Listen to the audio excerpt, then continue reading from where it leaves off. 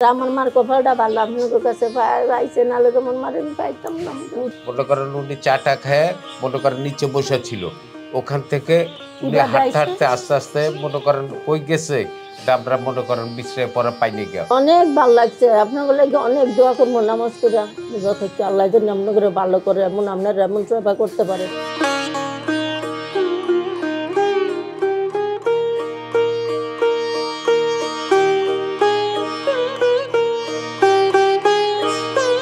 আমার পাশে এই মুহূর্তে যে বৃদ্ধা মা বসে আছেন তাকে গত 4 জানুয়ারি রাজধানীর হাতিরঝিল এলাকা থেকে দুজন শুভাকাঙ্ক্ষীর সহায়তায় এই আশ্রমে নিয়ে আসা হয়। এখানে আসার পর আমরা চাইল্ড অ্যান্ড ওল্ড এজ কেয়ারের অফিসিয়াল ফেসবুক পেজ থেকে একটি লাইভ ভিডিও করি।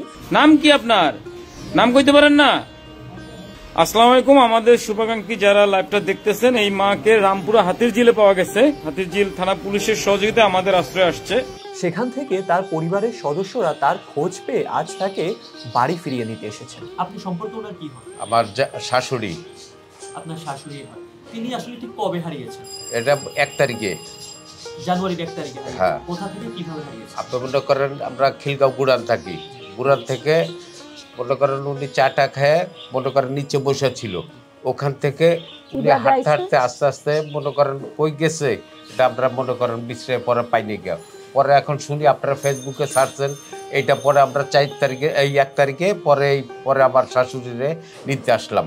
উনি সম্পর্কে আপনার কি হয়? এটা আমার মা সকালবেলা রাইনাস্তা খাইয়া সবসময় নিচে বয়ে থাকে, মানে 1টা বাজে আমি দেখছি নিচে বয়ে দিচ্ছে। পরে দুপুরে ভাত খাওয়ার সময় আমি নামাজ পড়ে কই আমার বড় কই শুলি তুই বাদ বা আমার মারে ডাক্তার নিয়ে গিয়ে আর খাই না মানে আমরা এমনি হাইটটা দেখছি এরপরে দেখেন মালিবাগ মৌসাক বাসাবো ওভার ব্রিজের এখানে ওনারে পাও, যেমন আইয়া পরে মাঝে মাঝে তা আমরা এইদিকে আইলে ওনারে পাই। আবার উনিও 1 2 দিন পরে আবার গিয়া ফুটছুলটা উঠে আবার এমনি দরা বান্ধা রাখতেন না। 35 বছর ধরে এরকম হয়ে রয়েছে।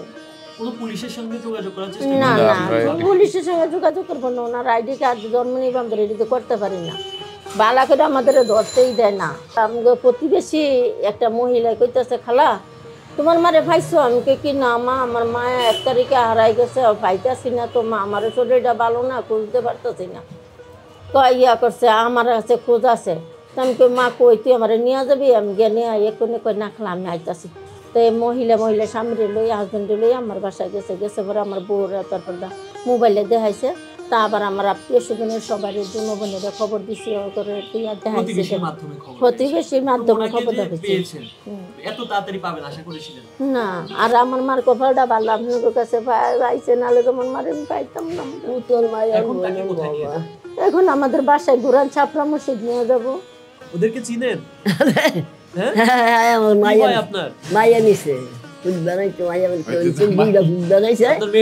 বানাইছে, একটা মাইয়া হইছে, 2টা ভূত।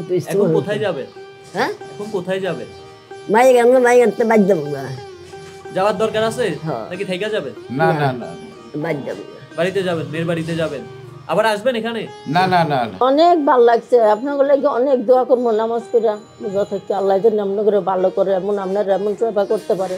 আপনাদের আল্লাহ পাক প্রতিষ্ঠানে আরো সবাইরে দোয়া করি, আপনাদের প্রতিষ্ঠানের লোক সবাই ভালো থাকুক, এইটাই দোয়া করি। আপনারা আরো আল্লাহ পাক আপনাদের জানি আরো দেয় যে এই সুযোগ করার লইয়া। মনে করেন যারা ধনীবান ব্যক্তি তারা যদি একটা প্রতিষ্ঠান চালায়, একটা লোকেই চালাইতে পারে, একজন যদি এইভাবে চালায় কেউ চালায় না। কিন্তু আজকে প্রায় 1 সপ্তাহ পর তিনি তার পরিবারের কাছে ফিরে যাচ্ছেন।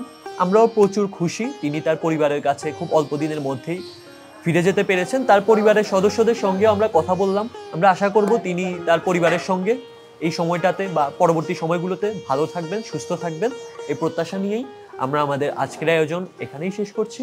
এতক্ষণ সঙ্গে ছিলাম আমি শহীদুল ইসলাম শান্ত।